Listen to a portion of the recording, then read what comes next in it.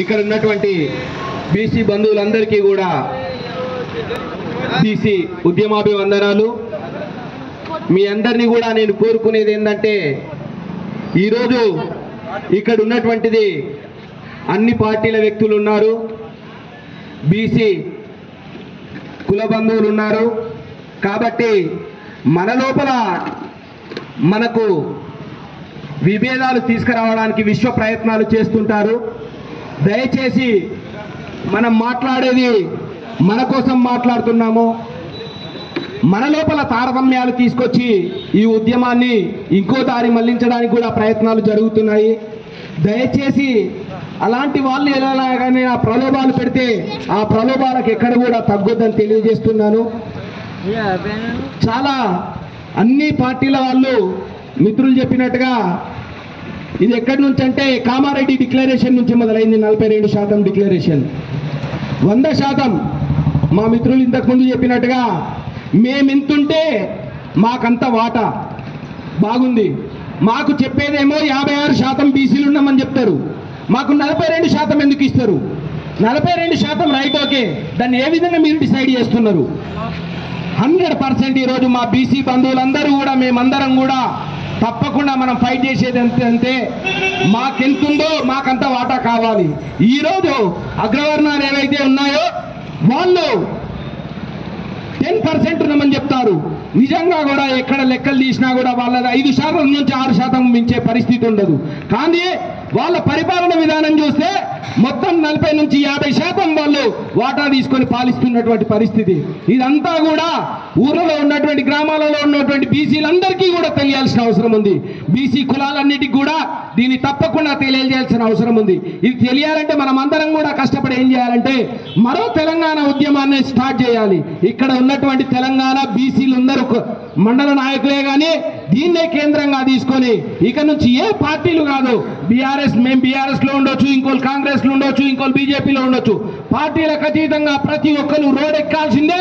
అదే విధంగా సకల జనసల సమ్మె చేయాల్సిందే, పెన్ డౌన్ చేయాల్సిందే. నిరాహార దీక్ష చేసినాము. ఇలాంటిది ఏంటంటే పార్టీలకు ఎవరైనా ఏమన్నా అనుకుంటే మాత్రం ఏమనుకోకండి. ఈరోజు ఎవరైనా సరే కాంగ్రెస్ కానీ టీఆర్ఎస్ కానీ ఈరోజు బీజేపీ కానీ ప్రతి ఒక్కరు మేము అది చేస్తున్నాం, మేము ఇది చేస్తున్నాం, మేము మా టైంలో మేము ఇది చేసినాం అని ప్రతి ఒక్క పార్టీ గొప్పలు చెప్పుకుంటారు.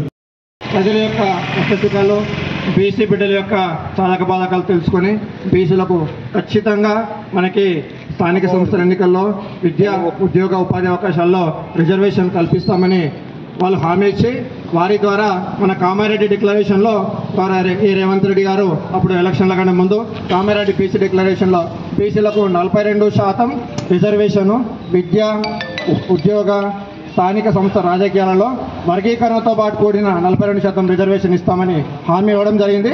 ఆ హామీని నిలబెట్టుకోవడంలో భాగంగానే మన అసెంబ్లీలో బిల్లు పెట్టి ఒక సాంకేతికంగా పరంగా ఎలా చేయాలో అలా చేసి మన గవర్నర్ గారికి పంపించిన తర్వాత ఇప్పుడు కేంద్రంలో ఈ పార్టీ అధికారంలో లేదు కాబట్టి వాళ్ళన్ని రాజకీయ కారణాల చేత గవర్నర్ దగ్గర అదేవిధంగా కేంద్రానికి పంపించారు. అక్కడ కూడా బిల్లును తొక్కిపెట్టిన తర్వాత వీళ్ళు ఇంకొక అడుగు ముందుకేసి ఇది ఎందుకు అంటే ఓసీ వాళ్ళు ఇద్దరు ఉన్న వాళ్ళు ముందుకు వెళ్తున్నారు, కానీ మనం బీసీ వేలల్లో లక్షలలో ఉన్న మనం ముందుకు వస్తాం. ఎందుకు అంటే మనం కొంతమంది చాలా మంది అలా చేతుల కింద బానిస బతుకుతున్నారు కాబట్టి ఆ బానిస బతుకులు బంద్ చేసి మనదేందో మన ధైర్యంగా మన ఒంటరిగా మనం పోరాడాలి. ఒకవేళ బీసీలలో ఎవరికైనా ఏదైనా అవసరపడి ఓసీ దగ్గరికి వెళితే అది అందరి విషయాలు పక్కకు పెడితే నా విషయంలో జరిగింది. ఒక బీసీ బిడ్డగా నాకు ఆర్థిక ఇబ్బందులు ఉండి నేను వెళితే ఒక ఓసీ వాళ్ళను కాలు మొక్కమ్మా అని అడిగాను. ఎందుకు? మన పరిస్థితి బాగాలేదు కాబట్టి. అప్పుడు నేను ఏం చేశానో తప్పని పరిస్థితిగా మా ఆయన చనిపోయిండు కాబట్టి నాకు 2 ఆడపిల్లలు ఉన్నారు, వాళ్ళకి ఏదో హాస్టల్ సీటు కావాలి, నాకు ఆర్థికంగా ఇబ్బందులు ఉన్నాయి కాబట్టి ఆ బీసీ బిడ్డ నిలబడి ఒక ఓసీ కాళ్ళు మొక్కిచ్చిండు. ఎందుకు మొక్కిచ్చిండు? మనకెందుకు బీసీ సపోర్ట్ లేక. అదే బీసీ సపోర్ట్ ఉంటే ఆ రోజు నేను ఓసీ కాళ్ళు మొక్కేదని కాదు. కాబట్టి ఆ రోజు నేను ఏమనుకున్నానంటే ఇది ఇట్లా కాదు, కానీ నేను కూడా ముందడిగేస్తాను. నేను కూడా ఒక బీసీ చేసుకున్నాను, నేను కూడా ఒక ఓసీ కడుపులో పుట్టాను, కానీ బీసీని చేసుకున్నా కాబట్టి నేను కూడా ముందడిగి వేయాలి అని నేను ఫిక్స్ అయినాను. ఆ రోజుకు ఈ రోజుకు నేను దేంట్లైనా పాల్గొంటున్నాను, ముందుకు అవుతున్నాను. కాబట్టి దేనికి కానీ మనం ఎవరికి భయపడవలసిన అవసరం లేదు. ఈ రోజు ఒక 10 మంది మహిళలు రమ్మంటే వాళ్ళు అమ్మ కాళ్ళు వాళ్ళు ఇట్లా అంటారు, వీళ్ళు అట్లా అంటారు. ఎవరికి ఏం పెడతలేరు. మన కష్టం మనం పడుతున్నాం, మన కష్టం మనం తింటున్నాం.